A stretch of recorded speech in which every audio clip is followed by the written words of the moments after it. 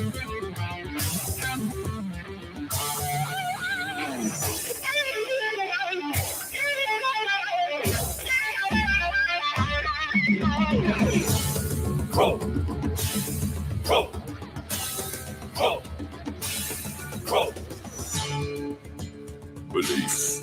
is the enemy of knowing.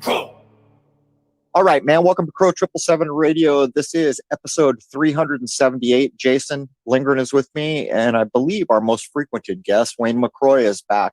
Jason and I looked a while ago. I think Wayne's been here more than anyone else for good reason. We're going to cover some old myths today, or specifically a myth. And that was written, as far as we can tell. I'm not 100% sure because I didn't have as much time as I wanted. I'm reasonably sure, and you can correct me in comments if I get this wrong, that Ovid is the first person to tell the Arachne Minerva story, the weaving spider. If this is correct, it means quite a bit. And I will, again, need more time to go back and see if I can find any representation of Arachne, the human being who's weaving, before Ovid. The difference is this. Back in the day, there's all these heroic heroes that we don't know much about, that were from a time we know nothing about. The Romans come along and they latch on to all of it. They rename some of the supposed gods or aspects of nature, and they do other things. What Wayne and I were beginning to land on here is with the story of Arachne. If it is not told in the old Greek heroic times, it appears what's going on is that Rome is introducing the idea of a person in these tales. In other words, there's these elite beings in what we're about to cover being represented by the owl. And then there's plebes, lesser beings, which in this case would be represented by the spider. If this is true, then it all relates to law, probably. Anyhow, that's a mouthful. Welcome, Jason. And a beautiful good morning. It is, man. We're well into December and I haven't been snowed on, so I'm happy, but let's get to it. Welcome, Wayne. Good morning, gentlemen. Good to be back here. I'm not so lucky I did get snowed on already, but it wasn't enough to really stick around, so that's good. Well, you're in Pennsylvania. That's the edge of the Arctic Circle. I marked the Arctic Circle at Michigan, basically. So we should mention that you've got to have a broad view, and what we're going to cover here today applies as much, if not more, in our time than it ever did. And there are things on the periphery that we will touch in. As we were just coming on air, we spoke about the new Spider-Man movie, and that's called No Way Home. And there are some magical beings like Doctor Strange pulled in. I don't know much about it. That's about all I know about it. But these things are all certainly going to relate. And Jason pointed out that in that coming echo, there are the original Spider-Man actors and the present Spider-Man actors. And that is about, it's almost like saying whatever that time was, the first guy was released, look at the metamorphosis that has happened to where we are now. Starting in 2020, everything changed out in the open. Anyhow, where should we jump in here, guys? You want to just do the points, Jason, and read them in? Sure. The myth of Arachne and Minerva represents an underlying archetype of the power dynamic between the elite, the Olympians, and the masses. So I don't know if you agree with me, Wayne, but what I'm starting to notice about the Romanization of all the heroic, it's almost like whatever the time was when the original Greek myths were put forward, there was not this idea of a legal person, a plebe, the betters, these kinds of things. And it almost feels like to me now, and I'm not 100% sure, that what Rome did is latched onto it and refashioned it for its time. Part of that time would be Roman law, where the stuff that we still live with today, the inklings of that was likely introduced. It's a stretch, but I'm kind of suspecting that. Yeah, I'm kind of with you there. I think all the hallmarks of that type of an idea are present with all the Romanized versions of Greek mythology. They've taken this thing and made it their own in a sense. And in so doing, they create this false paradigm, which could relate directly to like the straw man type legal agreement when it comes down to terms like that. So I think it does have a direct correlation with the legal ideas and stuff you guys have explored. I think that's part and parcel to where much of it started. That's why all roads lead to Rome. I mean, we certainly see that. And where are the Roman Senate doors at now? Which also relates to things too, doesn't it? Right. So just so everyone knows, the Senate doors from a magical time, supposed ancient Rome, where all the laws and the elites did their business in the Senate, those doors ended up in the Vatican. If I remember, Jason, that was St. John's Basilica where those doors showed up. I think so. So we're going to read in a point here, and here's where we're going to start to outline how you can recognize the relationship to where we are and the encoding of the idea of what Wayne was calling the straw man. In other words, if you're an average man or a woman, you need to accept you're just a person. That's all you are. Look at your driver's license. That's you. That piece of paper you're holding, that's you. And whatever we do to that piece of paper, you are going to answer for. This kind of false paradigm, I suspect, is being introduced early on in the very story we're going to cover. There it is, Jason. The masses are symbolically represented by the spider. The elite, or the Olympians, are represented by the symbol of the owl, the superb owl. All right, let's make the crossover for those who have not put it together. Stop what you're doing, write the word Super Bowl, and then simply change the spacing of the word to write superb owl. And you will get what is going on. You will get who and what the owl represents, and you will further comprehend that one of the biggest events in media every year is the Super Bowl or the superb owl. What would you add, Wayne? Oh, I would add that this whole thing with the Romanized version of these Greek myths, what this has created, like I was alluding to, is this whole straw man idea. Okay. So we, as being the plebes, so to say, or the underclass of society, we are bound by this straw man identity. Whereas those who are the quote unquote elites of the power structure, the ones represented by the owl, and of course, the common man would be represented here by the spider, they are above the law, so to say. They do not depend upon or are not bound to this straw man system. So they could actually operate outside of that. And don't we see that so much in the world today? These people in positions of power seem to just operate in a sense that we as an average person can't legally operate with regards to this, like things like diplomatic immunity and all the things that they just seemingly get away with all the time. And this is really borne out well in the arena of politics. When you look at all the criminal things and criminal activities going on at the high levels of political society, and yet all of these characters always walk away scot-free, don't they?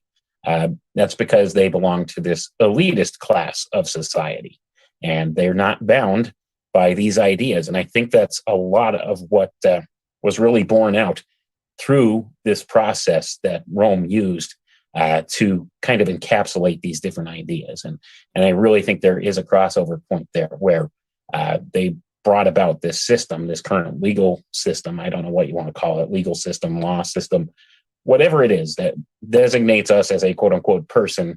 And then these elites, upper class people who operate differently than us are not bound by that same system. And that's what I think has been developed here with this. And that's one of the things, one of the tools that these people have used to control the masses, so to say.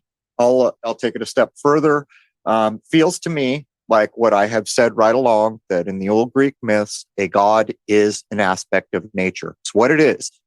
Now there's a story that personifies it, and that relates to one level. Like, these are all the things that can happen to human beings walking the face of this earth. All these things can happen to you, but you can flip it over and say that God is an aspect of nature. I think I'm starting to suspect that when Rome came in, took all the Greek stuff from whatever time either of those places actually may or may not have been, what they did is they flipped it to, they're aspects of nature, and these things can be proven true by nature in things like alchemy. But now the gods, we're the gods. We're the Olympians. And you are a person.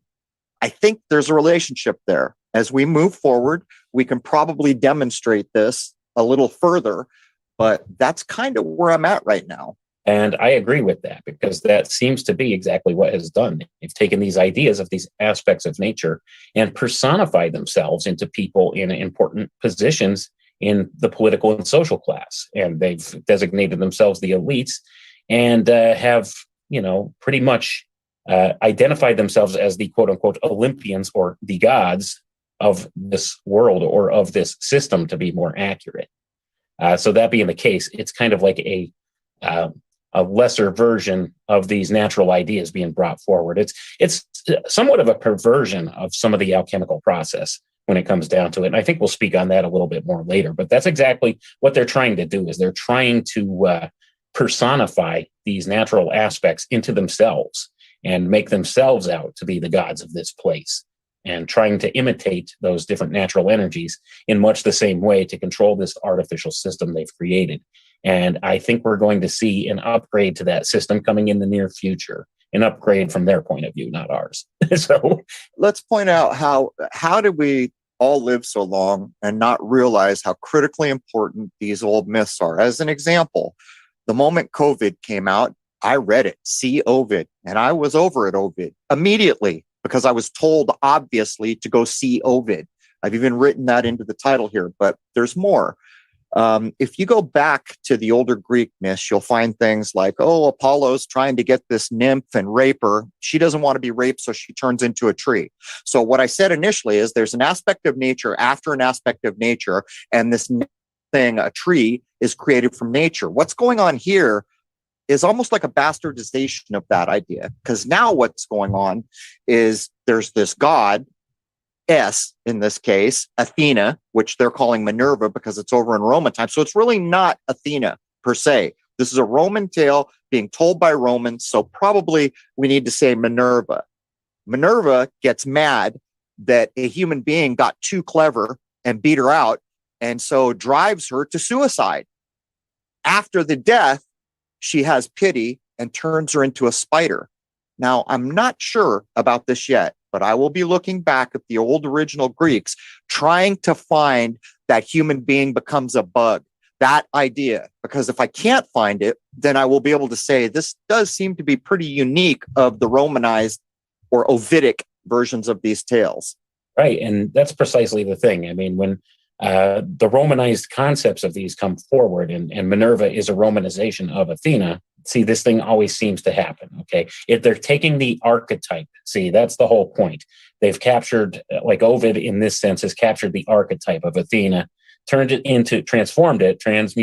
it into Minerva in this story, and put forward the principle here with a certain lesson in mind. So that's what we're looking at. And it does make allusions. Well, actually, I should say later literary works make allusions to this story from Ovid, and we'll connect all the dots here with that later. So before Jason reads us forward, let's just point out, if you go look at the narrative for Ovid that we're handed, it's got the same problems as everything. Oh, this dude Ovid did this grand poem and he knew he was going to be commemorated for all time, but things just didn't go the way he wanted them. But here we have Ovid. He was remembered for all time, if he was ever a person. What I suspect is these tales are put together in the same way the 6 o'clock puts our dumbed down narratives together. That's how I accept Ovid, just to put it completely on the record. I know a lot of people have a problem with it. I don't care. When I go into these backstories and these histories, I find the same thing constantly. This does not smell right. It does not taste right. It does not sound right. And if I get to that point, sorry, not buying. But anyhow, go ahead, Jason. This symbolism can be tied back to Ovid's retelling of the myth of the story of Arachne and Minerva, with connections to other literary works. I'm going to throw this right to you, Wayne. This is the one thing I wanted time, and I got tied up with my mother and other things, and I just had zero time to go back and even read Arachne again, which I did not too long ago. Do you know the other sources that precede Ovid? That's the thing. I do not. I know there's other Greek sources that talk about different myths relating to Arachne and different myths relating to what they call Athena. But Ovid is the first retelling that I see that tells of the story of Arachne and Minerva together. So that's a mea culpa. From me and you and Jason to the audience, that's a mea culpa. This is something we should have known, but I did the same thing. I found it stated that Ovid was the first telling of this version of the Arachne tale. But that's mea culpa on our part. We should know these sources, and we'll have to go back and find out. Yeah, that's definitely the thing. I should have actually looked back further to see, but I hadn't actually done so. I think the important thing to remember is Ovid is an important playbook for these people in positions of power. So that's why, it's important that regardless of what the original source of the myth was, we look at Ovid's Romanized version of the myth, because this is by and large one of the playbooks that they go from for planning things and such. So that's why it was important whenever you see anything written from Ovid, especially relating to the metamorphosis, it's important to look at that, because it's so critical right now in the state that society is in today, because we are in a period of metamorphosis. So this is actually one of the major sources that they will leverage to try to get things done that they want in this world. Well, by name, go ahead and see Ovid. And I'm not talking the S-E-E. I'm talking the letter C, Ovid. And it's telling you right there. And by the way, Jason and I were talking yesterday. And so I took apart the word metamorphosis, because in my current understanding, the word meta, the idea had always been in common use that it's like man-made or cleverly created. So if you know what meta means, and look it up, look up the prefix meta. Most of them will say a creative craftsman-like thing, something being created by a craftsman. Well, morph, everyone knows what that is. There's the change. So it's almost like a cleverly crafted change is what's in the title of metamorphosis for our time, which is kind of strange, because you'll see a butterfly. They'll call that sometimes metamorphosis, but it's really not if you take the word apart, because to me, there's a difference between nature doing the switch and some creative craftsman doing the switch. But anyhow, we're getting a little off track. The story goes as follows. Arachne was a mortal of notable skill in weaving. She grew in fame and wealth because of her skill. This turn of events caused her to become arrogant and prideful. Her artistic ability became so great that she eventually became so hubristic as to challenge the gods to try to outperform her work. So you can already see the levels of meaning on different levels, how you should conduct yourself as just the everyday man or a woman. But again, I will ask, how is it that we overlooked the importance of these tales for so long? After all, the word that we have that defines a spider is derived from this character's name. We have Arachne, the character. We have Arachnid, the spider, the scorpion. As a matter of fact, there's a weird relationship between the crab of the zodiac, if you think about it. A spider has 8 legs. A scorpion has 10. And if you want to include the tail, there's 11. That's something to think about. A crab, like a scorpion, has 8 legs and then 2 claws. There's this weird relationship between them, but back to the point, how is it that we can use a language where even in the scientific definition of what it is to be a spider was lifted from this character's name? That should tell everyone the importance. It even affects the way we describe and speak about a thing. Wayne? Absolutely. That should be a telling sign for people. There's something important to pay attention to in this whole myth. Because much of what we base our quote unquote science upon today is actually derived from this myth, like the words that we use as descriptors for things, because they basically in the scientific system, the nomenclature, they use these Latin names to describe things. And, arachnid, well, this is what we've come to associate with a spider. And that's all because that's where the word comes from. It's from this myth, arachnid, arachne. So we could see the importance there. And that's the thing. We need to not overlook anymore these ancient myths. There's a lot of important information that can be garnered from this. I mean, even alone, if you just take a look at this last bullet point we just did, one of the important concepts in here is in how to conduct yourself.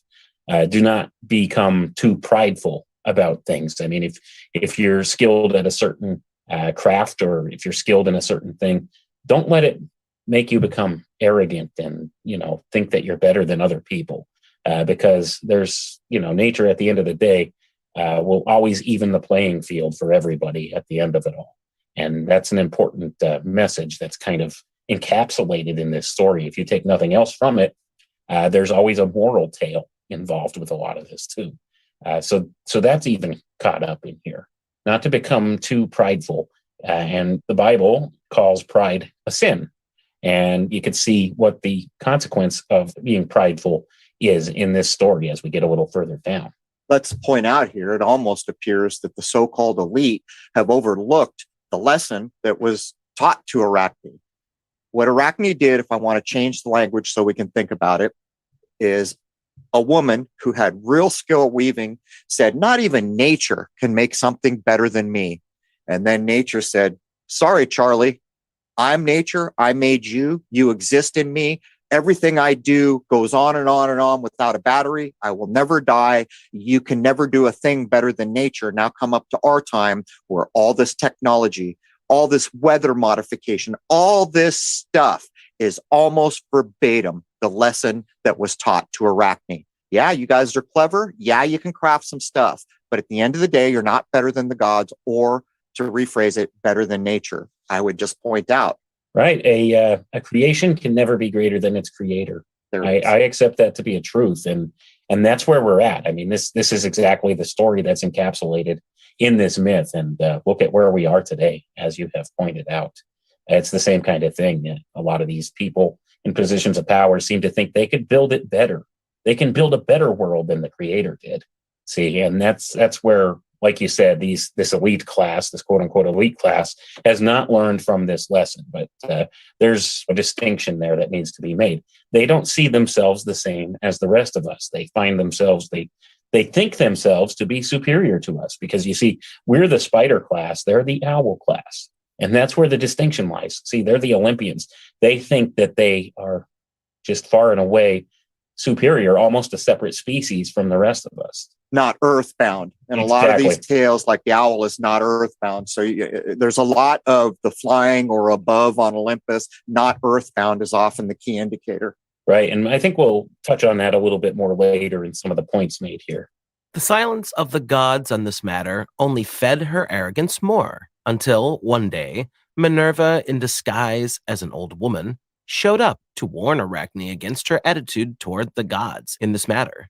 When Arachne answered her with a further challenge to the gods, Minerva revealed her true identity and accepted her challenge right then and there. In some ways, this is where I'm starting to suspect that the Romanized versions of these tales are being repurposed to a new end, which is actual physical control in this world of one class over another, or one group over another. I'm not 100% sure about this yet, because like everyone else, I have to go back and start getting at the root of the unabridged real Greek tales.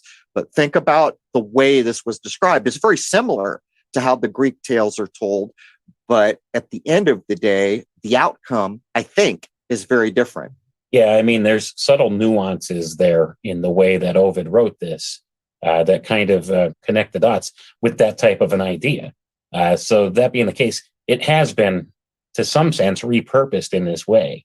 They've taken some of these older tales and repurposed them to kind of point out this story and weave this story together, so to say, in order for the distinction to be made that there's a class differential in our society. And a lot of this could be tied directly back to Rome, because you had the plebes and you had the upper class. And a lot of this, I'm sure it goes back to earlier points in history as well, but there's always been this type of a division strategy to create like the upper class and the lower class.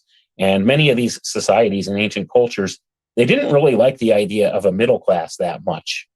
And that kind of carries forward to today. So that's exactly what's been trying to be accomplished here, is they just want a two-class system, because that's much easier to control than a multi-tiered class of systems. So when you look at a different hierarchical organization like that, if you have just an upper class that rules over a lower class, well, that's much simpler to manage, isn't it? And I think that's one of the things that they always try to leverage into existence throughout all of our different societies and stuff like that, is this two-tier system rather than a multi-tier system. And much of the Western world has adopted what's called the middle class. And that's largely trying to be done away with in this past year and a half now with everything going on. You could also look at what I said earlier as Arachne does create something better than the gods, better than nature, but then pays a price for it. I'm still getting stuck on Minerva. I always wonder, Jason and I were talking about this.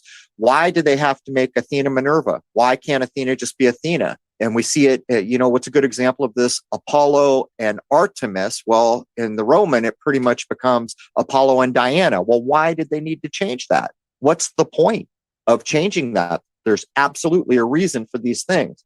But as Jason gets in here, you're about to see that Minerva gets on Arachne's last nerve and drives her to the brink. Minerva set about to weave her cloth first and produced a tapestry of great beauty, representing the splendor of the gods and their majesty. That would be the point where we have to check that attachment and get the specifics. Yeah, we are going to include a link to myfolklore.blogspot.com, and there will be a much more in-depth version, because when you start to get in it, first of all, it's calling her Pallas Athena. They're not calling her Minerva, and that all has meaning.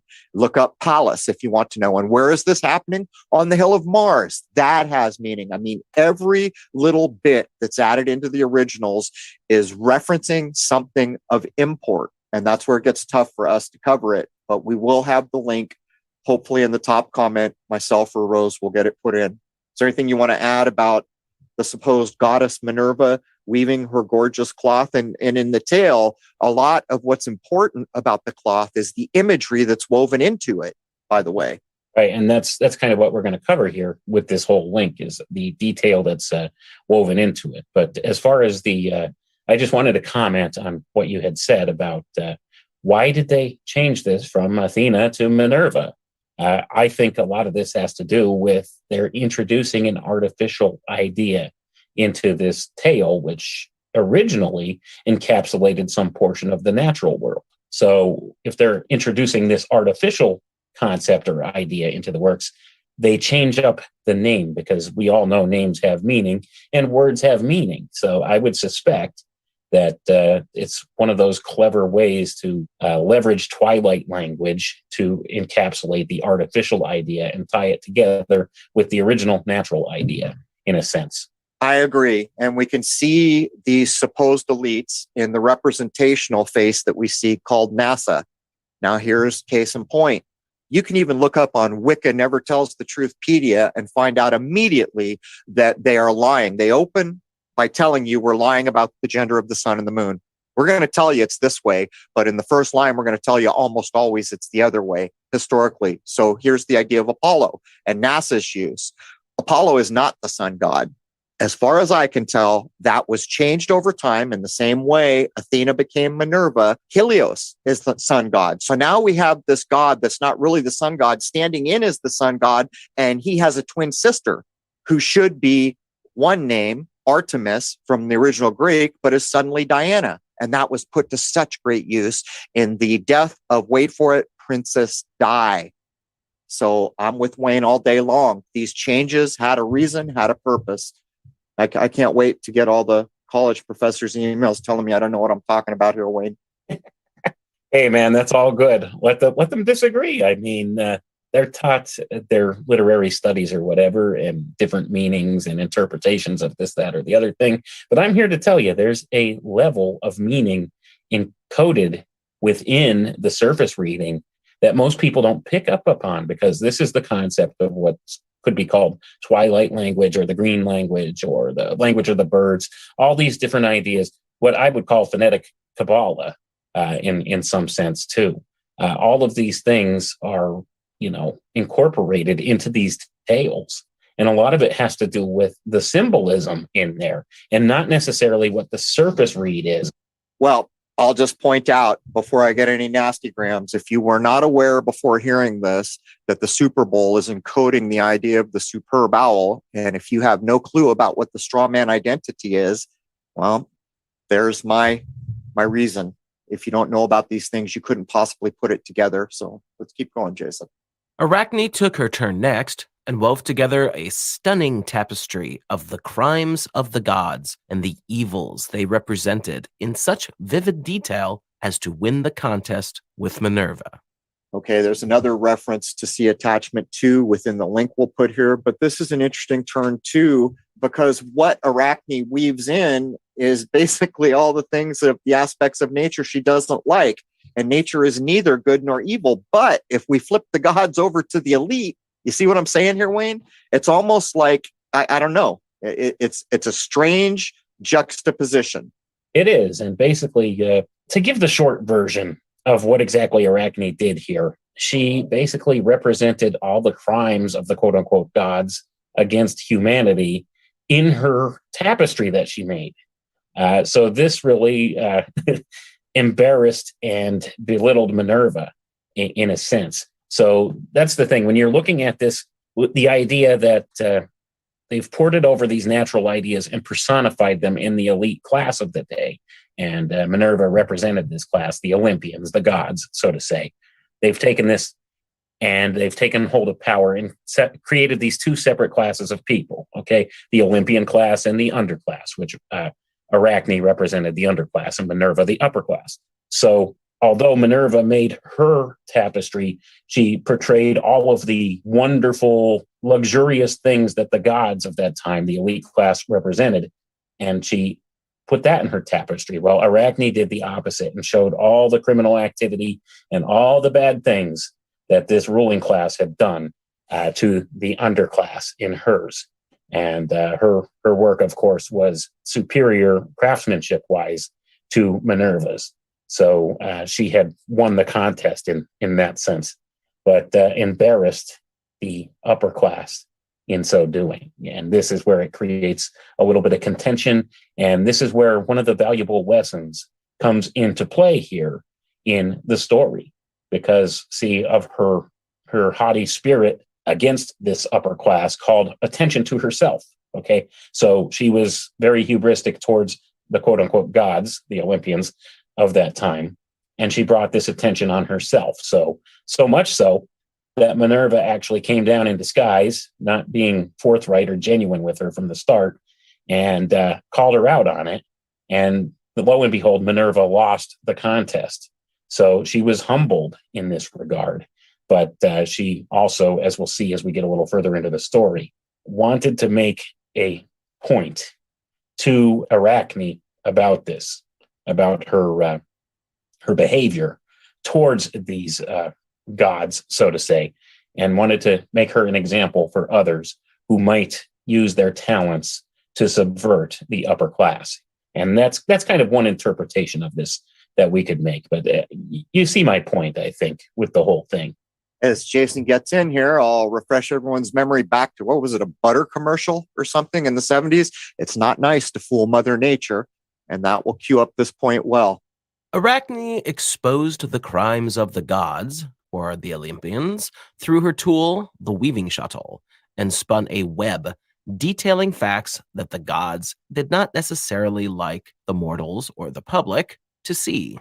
This is pretty telling on the face of it. Let's keep burning through. Let's get to the next point, Jason, before we break to speak.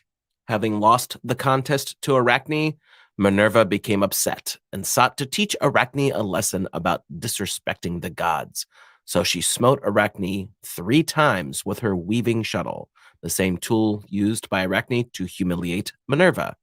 Arachne immediately felt sorrowful for her actions and set out to hang herself. She committed suicide. So here's an interesting juxtaposition, and I will have to go back to old Greek tales. To me, it feels like we're veering off a little bit here.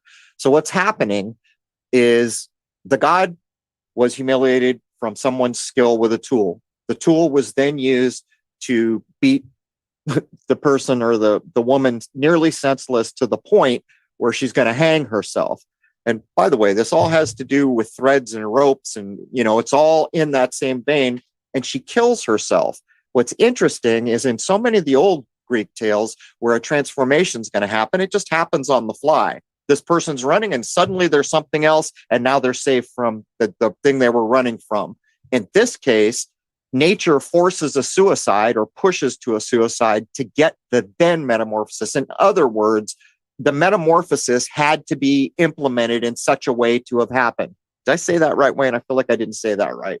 it seems like in order for the metamorphosis to occur, it had to sort of be forced. So in order to get this whole idea going, I mean, this is encapsulating the whole archetype of the phoenix idea. Once again, it would represent a rebirth of sorts, but I think it's kind of a convoluted version of this same concept, what's been done here, because we'll see when we get to the next point. Arachne, okay, she hung herself and committed suicide. All right. And she was driven to do this by the, I guess you would say, the actions of Minerva, this constant, the ridicule and the attacks of Minerva, the continuing attacks from Minerva on her, drove her to this point where she saw no way out other than suicide. And that's an idea. It's an archetypal type idea that goes back quite far, this whole idea. And we could see how it reflects in different things in future literature from Ovid and in just future iterations of what we would call psychiatry and these type of things. You could see how she was driven over the edge, so to say. This was the last straw, the straw that broke the camel's back for her. She couldn't take the attacks, the constant ridicule and attacks anymore. So she decided to try to end it all. And that may not have been what Minerva had intended for her to do, but she was going to make good on this in some way, shape, or form, in some sense, or try to, how should we say, not let the crisis go to waste, so to say, to try to bring it to the modern day, so to say, for people. Well, there's one more thing that we should point out here. This whole tale is underscoring a unique aspect of what it means to be a living man or a living woman. We make and use tools. Arachne had this tool called a weaving shuttle and did this incredible work. And so the idea that a tool can be used to go too far in the face of nature is also kind of built in this. But to catch up, a woman who could weave like nobody's business got really prideful and puffed up and said, I'm better than everything, including the natural world or the gods. Gods got pissed off. They had a contest. The woman showed that she could weave better than anybody. God gets mad, beats her almost to death with a shuttle, hits her 3 times with the very tool she used to do it. And then the humiliation drives her to kill herself. And this is a unique tale because of this part. So what happens next, Jason, after Minerva drives Arachne to commit suicide? Minerva took pity on Arachne, so she transformed her into a spider, so she could still serve as an example of what happens when you disrespect the gods, but in so doing, spared Arachne's life. So the spider becomes the symbol for the mortals and their ambitions. So this is a weird turnabout because in the versions I read, it does say suicide, and that implies that she killed herself. But in this following idea that's in the myth, she didn't. She was about to die, but we just turned her into a spider so she could keep her life. But doesn't that stick out to you, Wayne? The idea that they introduce an actual suicide? It does, because in my view, this would represent the symbolic separation of what we would call the natural man from the straw man, in a sense.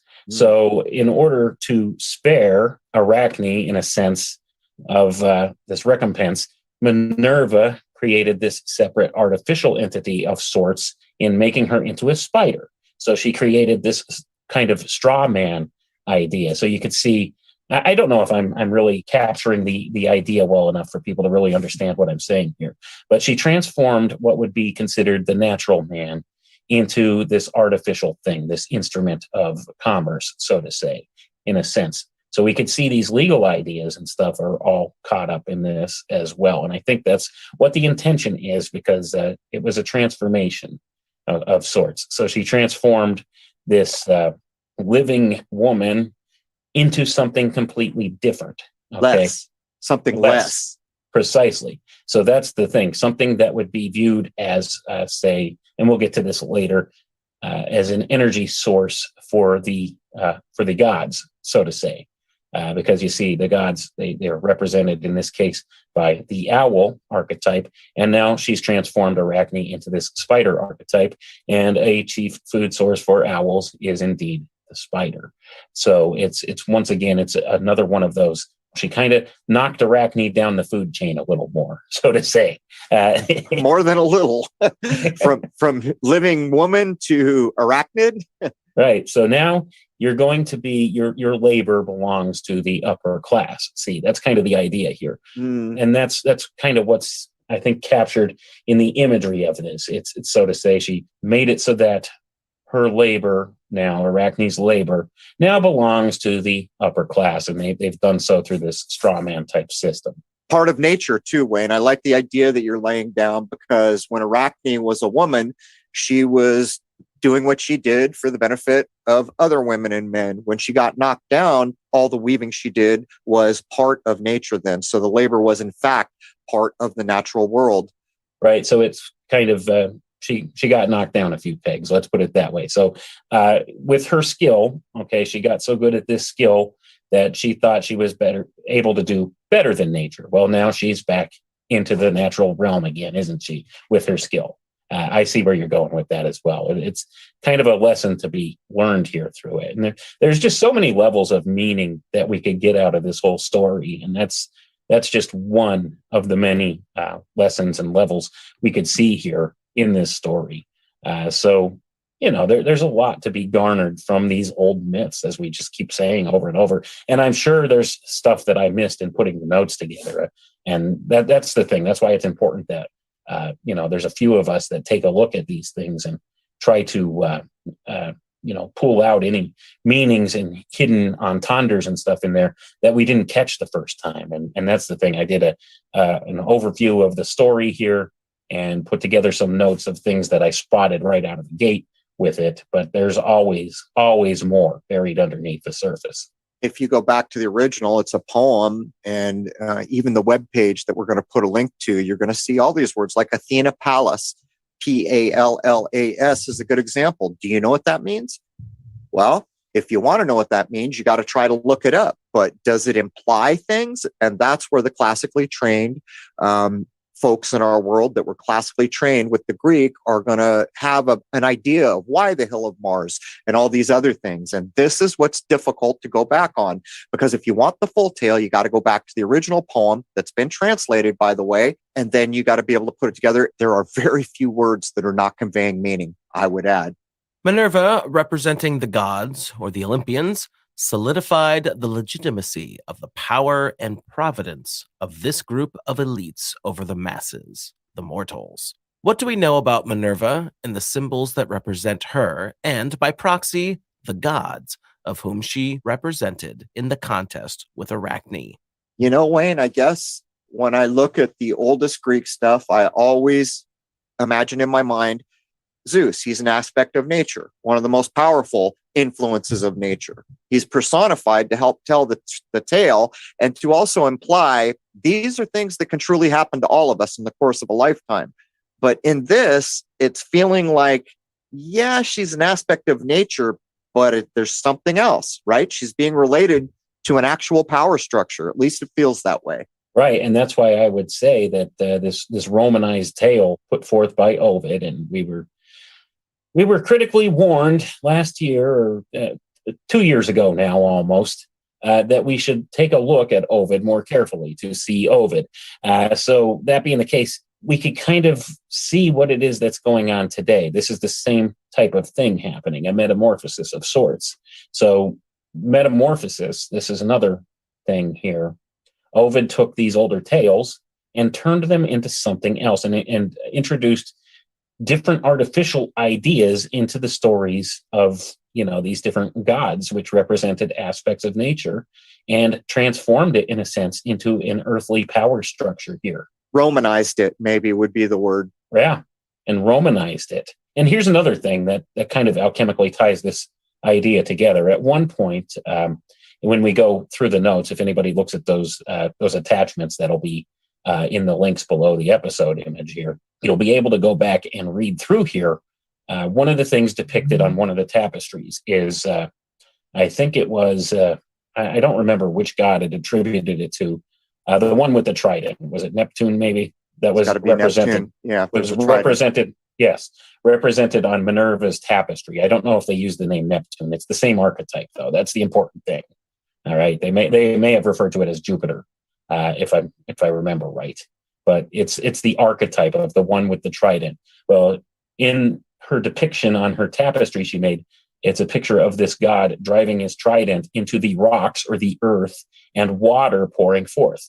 So we have the idea, when you look back at the classical philosophical elements of earth and water, this always represents the physical world in a lot of these different ideas.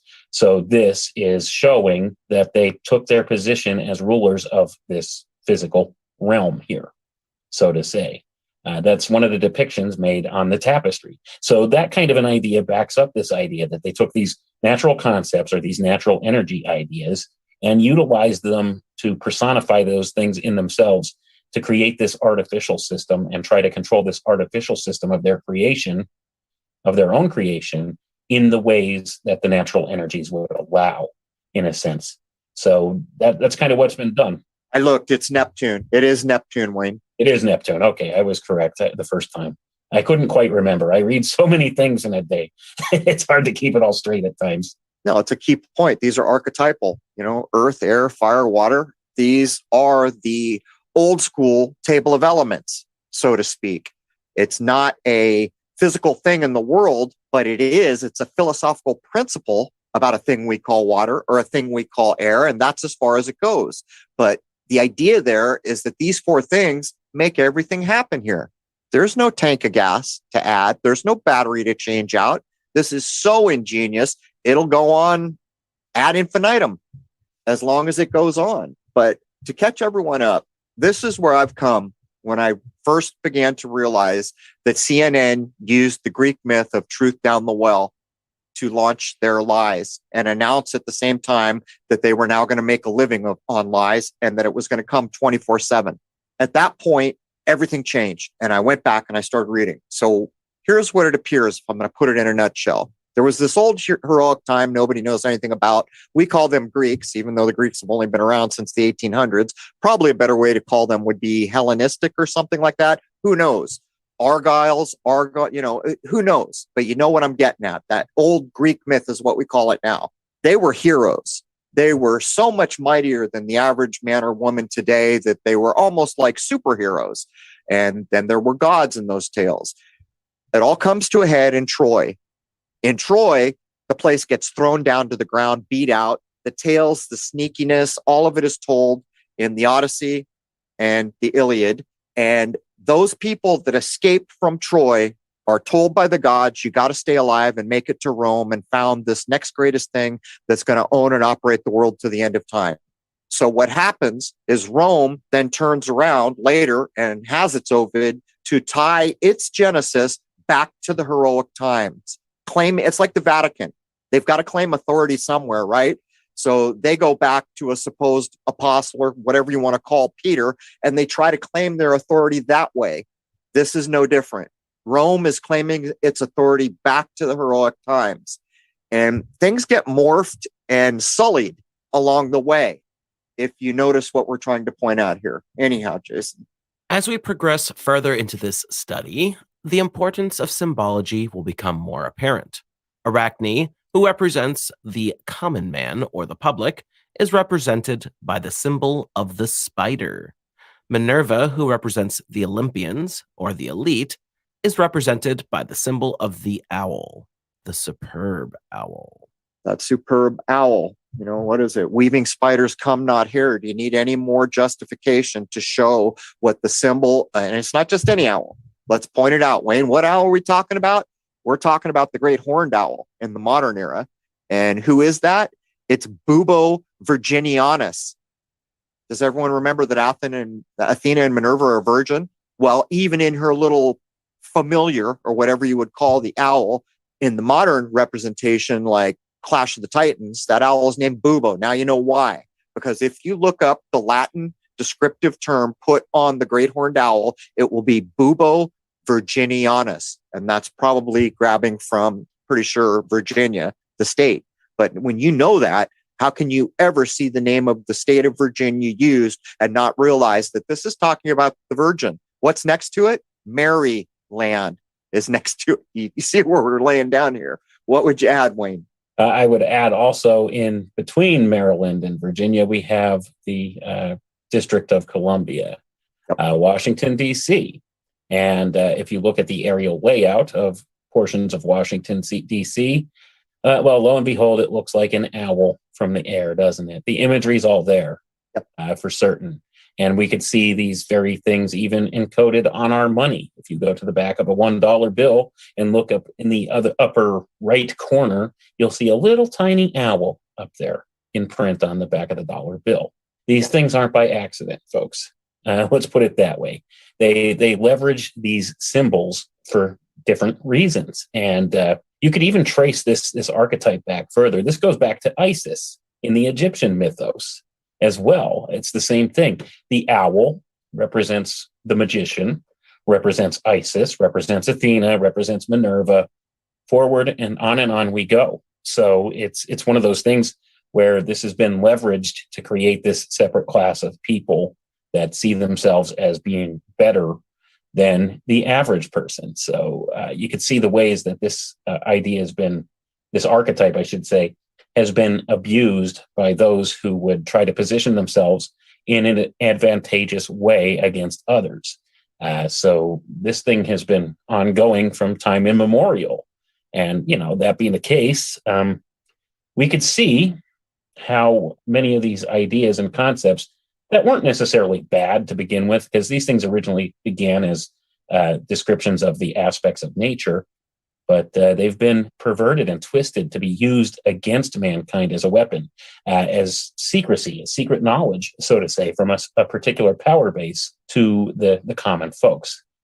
So that being the case, this is a type of perversion of an alchemical process of sorts. And we see that that's exactly what happened when the Romanized version of things happened. They took these ideas from the fall of Troy, like Crow pointed out there, and they brought them forward into something new. This was a metamorphosis, a transformation, an alchemical wedding of sorts. They took the older ideas and transmuted them into something different than what was originally intended through the Romanizing of these things. And that's why authors like Ovid are so important to read with this and to try to, see these different aspects of how the mythologies have changed over time from the Greek version to the Roman version. And even just the very simple difference of changing the names of these gods or aspects of nature into something different than what it originally was in the original Greek myth. So that's my view of why a lot of this was done. It was a transformation, a societal transformation, a great reset of sorts, wasn't it? Well, one of the Hermetic principles is gender. Look what's going on here. When you see that owl built into the streets of DC, you have to think of Athena or Minerva. That's the creative feminine force. Everything about our world, to all us who have been so easily fooled, is masculine. Our religion is masculine. Unless you're Catholic, then there is a feminine edge. But who runs this place? It's a man's world. All this gender shuffling, where it's pretty clear that they're all about the female creative force, right? There's Isis, there's Athena. All these ancient archetypes are the creative force only found in the female gender. Now come up to what the news is doing and the modern ideas that are trying to shuffle your brain so that you can't remember what it is those Hermetic principles, the laws of nature put forth. They're going to tell you that, oh, you were assigned a gender at birth. No, you weren't. No, you were not. You got what you got, and it's demonstrable what you got.